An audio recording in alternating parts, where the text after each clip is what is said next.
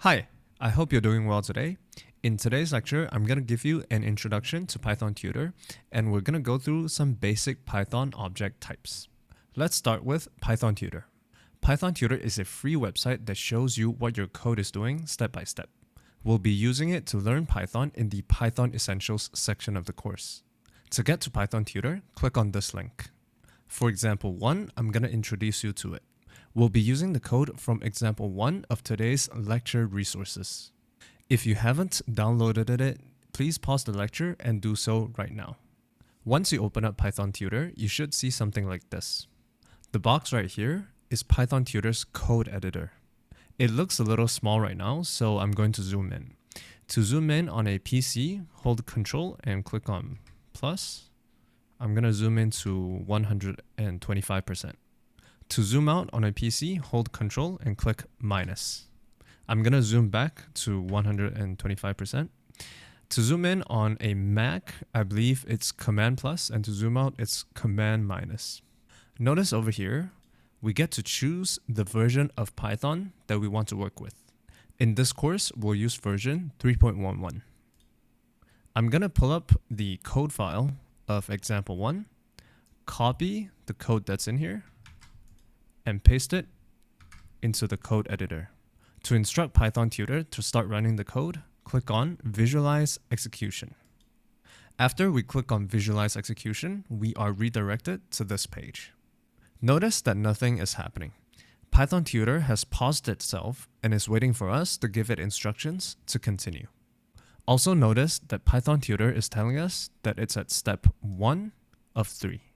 It has read all of the code and knows that there are exactly 3 steps to complete its execution. Although it's telling us that it's at step 1 of 3, it hasn't executed any of the code at all. The red arrow over here indicates the line that Python Tutor needs to execute for the current step. Click on Next for it to execute that line. Alright, Python Tutor has just ran the first step. It has paused itself again and is waiting for instructions to continue. Notice that a grayed out green arrow popped up. The green arrow indicates the line that Python Tutor just executed. Also notice that a global frame popped up. Global frame shows us variables that were created from the lines that Python Tutor ran up to this point. Let's look at the red arrow. It's telling us that the next step that Python Tutor needs to execute is line 2. Let's click on Next to execute that line. And notice that a new variable popped up in global frame. Looking at the red arrow again, we see that the next line that Python Tutor needs to execute is line 3. It's also the last step in this code. Let's click on Next to execute that line. And another variable popped up in global frame. We have 3 variables in global frame. Variable A, which is 20, variable B is 30, and variable C, 35. Let's see where these values came from. Variable A was created in line 1. In the line, we set A to be 10 plus 10. 10 plus 10 is 20, and therefore A is 20. Variable B was created in line 2. In the line, we set B to be A plus 10. Since A is 20, B is 20 plus 10, which is 30. Variable C was created in line 3. And C is B plus 5. Since B is 30, C is 30 plus 5, which is 35. We can tell Python Tutor to go back a step by clicking on Previous, and we can tell it to go back to the beginning by clicking on First. If we want Python Tutor to run all of the code without doing so step by step, we can click on Last. If we want to edit the code, we can click on Edit this code. And if we do, we'll be back on the original Python Tutor page. Moving on, let's go through some basic Python object types. The 5 that we're going to go through are strings, integers, floats, booleans, and nones. Let's start with strings. A string is any collection of letters, numbers, or special characters encased in single or double quotation marks. In trading bots, strings are mostly used to send notifications. For example, if an order for NVIDIA was submitted, we can use a string to tell us the price that we bought NVIDIA at, the number of shares that we bought, etc. Back on Python Tutor, I'm going to create a string. And for this string, I'm going to use double quotation marks. The string is going to be I like ice cream. And that's it. This is a string. So again, a string is anything that's within double or single quotation marks. Let's create another one. For this one, it's going to be transformers. And take note that in the transformers string, I am using single quotation marks. Important note, when creating a string, if we start with a single quotation mark, we need to end with a single quotation mark, and vice versa for double quotation marks. Notice how in the first string, I started with a double quotation mark and ended with a double quotation mark. And in the second string, I started with a single quotation mark and ended with a single quotation mark. I did not mix them. Important note number 2, a string can contain anything.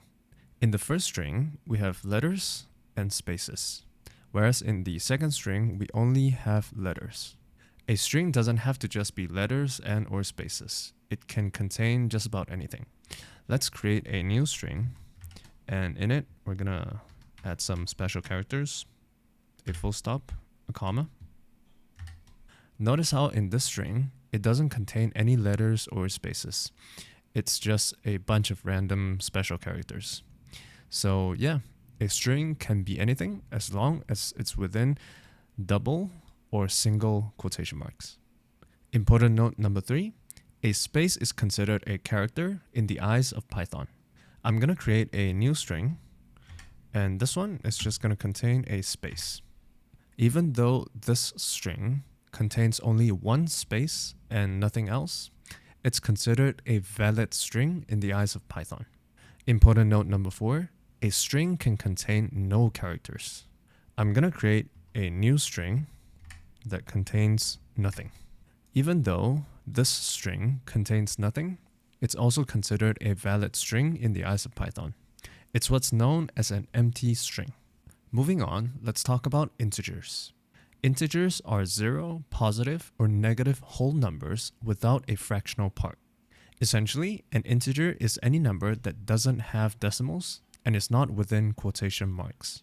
In trading bots, integers are mostly used in data management, such as to request and access historical data. I'm gonna delete the last 4 strings and show you what an integer looks like. 1, 2, 3. Again, an integer is any whole number without decimals. Also notice, on Python Tutor, an integer has a different color than a string. Integers are dark blue and strings are green. Let's add in some other examples of integers. 0, -1, -999. All of these are integers because they are whole numbers without decimals. Moving on to the next object type, a float is any number that has decimals. Floats are the most common data type that we work with in trading bots because most market data, such as stock prices, options prices, come in floats, numbers with decimals. I'm gonna delete the last 3 integers and show you what a float looks like. So 1.12, this is a float because it's a number with decimals. 0.12, this is also a float. -0.1, this is also a float. So all of these 3 are floats because they are numbers with decimals. Moving on, let's talk about booleans. A boolean is an object that represents one of 2 values, true or false. Booleans are very important in trading bots because they are used in decision making. For example, our trading bot may only perform an action if it checks that a specific boolean is true. I'm gonna delete the last 2 floats and show you what a boolean looks like. So a boolean is defined by typing true or false. A boolean has only 2 possible values, true or false. Notice that booleans on Python Tutor have a different color than integers, floats, and strings. Booleans are a light purple, integers and floats are dark blue, and strings are green. The last object we're going to go through is none. None is an object that represents no value. It's mostly used as a placeholder for something. To define none, we simply type in none. And notice how on Python Tutor, it's got the same color as booleans. Let's go through some important notes about objects. Number 1, adding quotation marks will turn any object into a string. I'm going to create a string, an integer, a float, a boolean, and none. If I add quotation marks to the integer, float, boolean, and none, notice how they all turn into strings. They all turn green, the same color as the first string. Important note number 2. Python is case sensitive. Let's look at these two strings over here. On the left, it's uppercase Bob, and on the right, it's lowercase Bob. To us humans, they are the same because they're both Bob, but to Python, they are not the same because one is uppercase and one is lowercase.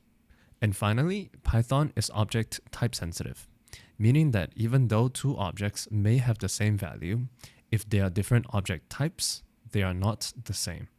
Let's look at this example over here. The object on the left is an integer because it doesn't have any decimals and it doesn't have any quotation marks. The object on the right is a string because it's got quotation marks. These two objects look the same because they are both 10, but to Python, they are different because they are different object types. On the left is an integer and on the right is a string. Before we end this lecture, let's look at what we learned today. We learned that we'll be using Python Tutor to learn Python in the Python Essentials section of this course. We'll be using Python version 3.11 on Python Tutor. We learned that a string is anything that's enclosed in single or double quotation marks. An integer is a number without decimals. A float is a number with decimals. A boolean represents one of two values, true or false. A none object represents no value. We also learned that when defining a string, we need to be consistent. If we start with a single quotation mark, we need to end with a single quotation mark. If we start with a double, we need to end with a double. A string can contain nothing, also known as an empty string. Adding quotation marks to any object will turn it into a string. And finally, Python is case and object type sensitive. In tomorrow's lecture, we're going to go through Python variables, Python's print function, what are functions and methods and the difference between them, and we're going to go through some examples of working with strings. And that's it. I hope you have a great day today, and I'll see you tomorrow.